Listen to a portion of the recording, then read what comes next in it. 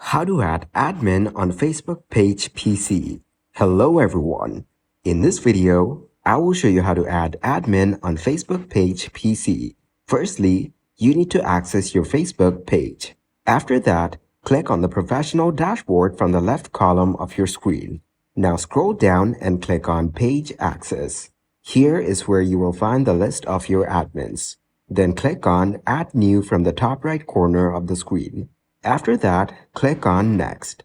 Now enter the name of the person you want to put on as an admin.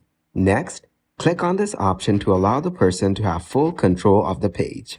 After that, click on Give Access.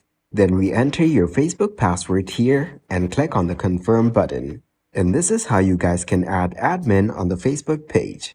Also, check out our video on how to delete Facebook account permanently without password. Thank you guys for watching this video. Hope you got some value.